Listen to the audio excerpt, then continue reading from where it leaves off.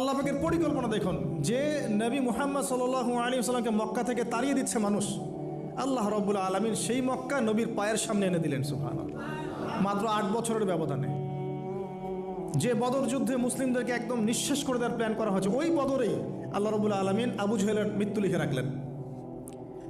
যে ইউসুফকে কুয়ায় ফেলে দিল তার ভাইরা, সেই ইউসুফকে আল্লাহ পাক সেখান থেকে রাজপ্রাসাদ, সেখান থেকে কারাগার, সেখান থেকে আবার নিয়ে আসলেন মিশরের পলিটিক্যাল পাওয়ার। আল্লাহর পরিকল্পনা। যে ইয়াসরিব একসময় ইহুদিদের দাপটের জায়গা ছিল, ওই ইয়াসরিব মুসলিমদের করতলগত করলেন আল্লাহ পাক হিজরত করিয়া।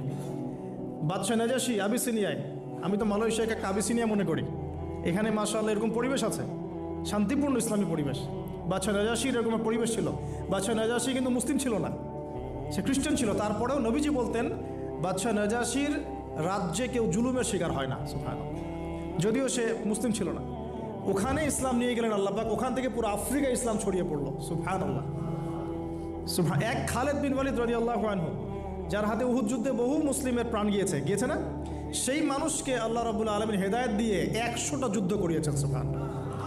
আল্লাহ পাকের পরিকল্পনা আমরা বুঝতে পারবো না, আল্লাহ পাকের পরিকল্পনা আমরা বুঝতে পারবো না। ওয়া মাকারুল্লাহ, তারা কৌশল করে, আল্লাহ পাকও পরিকল্পনা করে। দেখেন এই যে প্যালেস্টাইন নিয়ে এত সমস্যা করছে না, আল্লাহ পাকের কি পরিকল্পনা। সুবহানাল্লাহ। আল্লাহ পাক সমস্ত জিউসদেরকে ওইখানে একত্রিত করেছেন। কেন জানেন? কেন জানেন? আল্লাহ পাক এই যে 1914 থেকে নিয়ে 2023 এই যে সালগুলো চলছে, 100 বছর, লাস্ট 100 বছরে সারা ওয়ার্ল্ডের জিউসদেরকে ওখানে একত্রিত কেন করেছেন জানেন? যেইভাবে আল্লাহ পাক ফেরাউনের দলবলকে লোহিত সাগরে ডুবিয়ে দিয়েছেন, ওইভাবে আল্লাহ পাক প্যালেস্টাইনিদের সবাইকে ডুবাবে ইনশাআল্লাহ। এটাও আল্লাহ পাকের একটা বড় পরিকল্পনা। এটা ওরা বুঝতে পারছে না, কিন্তু সময় সাক্ষী দেবে ইনশাআল্লাহ। দেখে নিন, আমরা 100% হলফ করে বলতে পারি এটা হবেই ইনশাআল্লাহ। এই কারণেই লাস্ট এই যে অটোম্যানদের ডিফিটের পর থেকে নিয়ে 1970 থেকে নিয়ে যে first world war, second world war করতে করতে সব জায়গা থেকে জিউসরাকে একত্রিত করেছে এখানে, বিকজ অফ লাস্ট একটা সর্বশেষ একটা ম্যাসাকার আল্লাহ পাক করবেন এদেরকে ইনশাআল্লাহ। কার হাতে?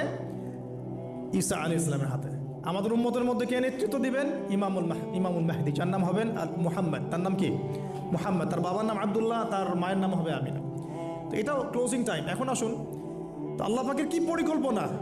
যৌবনকালটা আল্লাহ পাক মুসা আলাইহিস সালামকে ফেরাউনের ঘরেই কাটালেন, এবং আল্লাহ পাক মুসা আলাইহিস সালামকে দুটো গুণাবলী দিয়ে বড় করলেন। দুটো গুণাবলী মনে রাখবেন। এক হচ্ছে কওয়ি, তিনি শক্তিশালী ছিলেন, ফিজিক্যালি অনেক শক্তিশালী ছিলেন। আমিন মানে বিশ্বস্ত ছিলেন, কওয়িউল আমিন। মনে থাকবে ইনশাআল্লাহ।